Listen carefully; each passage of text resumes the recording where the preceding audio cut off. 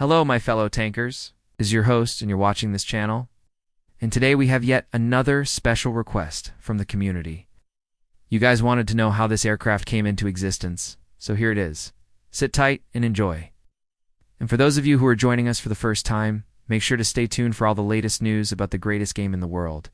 And if you like what you see, consider subscribing. We are slowly approaching the milestone, and it would be great to reach that by the end of the year. So thank you for any and all support. Now let's get started. The MiG-23 has had an illustrious career serving with 19 different air forces over 4 different continents. It holds the record as the most widely operated supersonic jet fighter among developing nations and was the longest continuously produced aircraft in Soviet service. It has also been heavily exported and has been involved in combat operations in Africa, the Middle East, Asia, and Europe.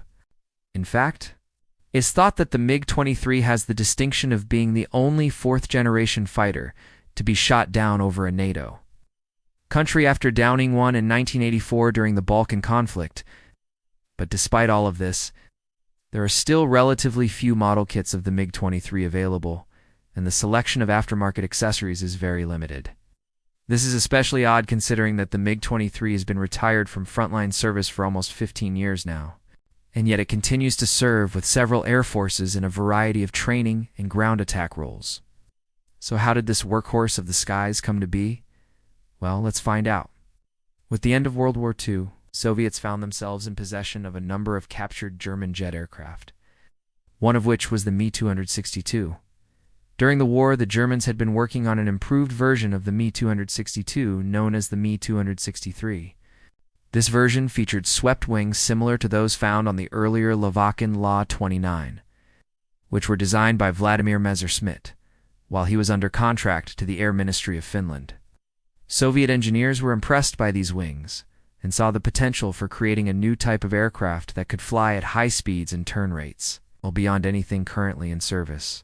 The result was the Mikoyan MiG-23, a swept-wing, low-drag, high-speed interceptor design based on the proven airframe of the MiG-15.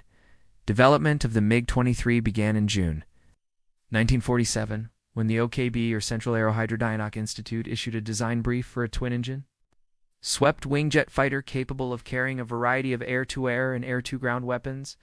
The aircraft was required to have a top speed of at least 1,500 kilometers per hour at 10,000 meters and be able to operate from high altitude to low altitude quickly.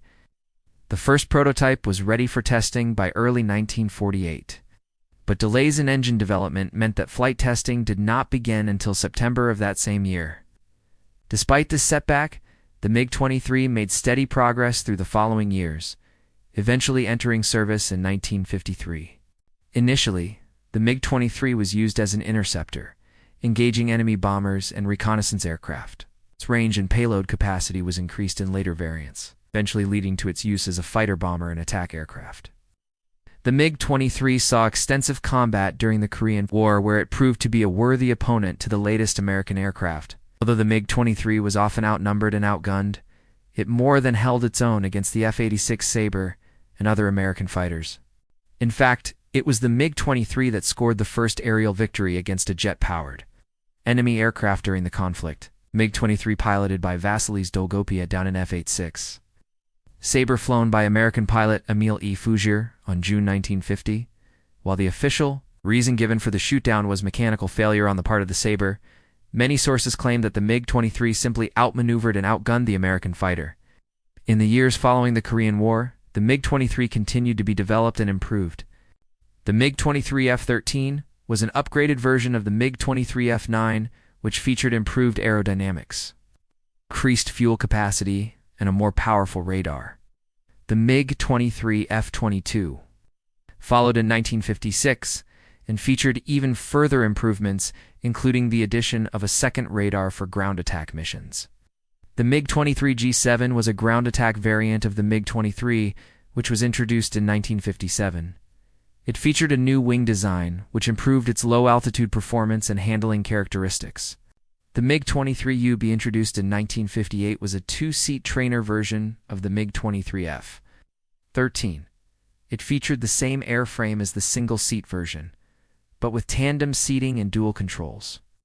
The MiG-23 P&R variants were developed in the early 1960s and were primarily used as photos, reconnaissance, and electronic warfare aircraft.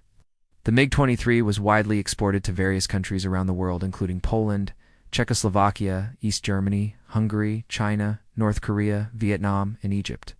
Some variants, such as the MiG-23 G9 and GS-23, were specifically designed for export customers. The MiG-23 had a successful export career, with many of the aircraft sold going on to see combat in various conflicts. For example, in the Arab-Israeli wars, Polish and Czechoslovak pilots flew MiG-23s against Israeli aircraft. They were particularly effective in the Yom Kippur War, where they achieved several victories. The MiG-23 also saw combat in the 1973 Bangladesh Liberation War, where it was used by the Pakistan Air Force against the Indian Air Force. In the 1970s, the MiG-23 underwent a major upgrade program, which resulted in the introduction of the MiG-23M and N variants. These variants featured improved aerodynamics, more powerful engines, increased fuel capacity, and a new radar.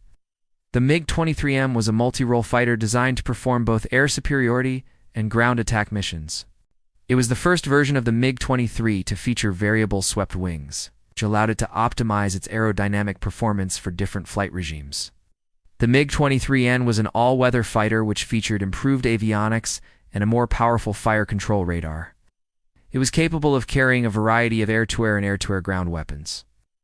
During the 1980s, the MiG-23s saw extensive combat in several conflicts, including the Iran-Iraq War and the Soviet-Afghan War. In the Iran-Iraq War, the MiG-23 was used by both sides and was involved in some notable engagements. For example, in July 1982, an Iraqi MiG-23 piloted by Sadiq al-Tayi scored a victory over an Iranian F-4 Phantom in the Soviet-Afghan War. The MiG-23 was used primarily in a ground support role. It was tasked with providing close air support to ground troops and was often used in conjunction with helicopters. Despite its success in combat, the MiG-23 was gradually phased out of frontline service in the 1990s and was replaced by newer, more advanced fighters. However, the type continues to serve with several air forces in a variety of secondary roles. For example, in Russia, the MiG-23 is used as a drone controller, and in India, it is used as a reconnaissance aircraft. The MiG-23 has a rich history spanning over 6 decades of service, from its humble beginnings as an interceptor to its current role as a multi-role fighter and attack aircraft. The MiG-23 has proven to be a versatile and capable platform. Its long and illustrious career is a testament to its ruggedness and reliability, and it will continue to be a significant part of many air forces for years to come. Thank you for watching. Hope you enjoyed this video. If you did, please leave a like and subscribe for more content. Until then, take care and stay safe.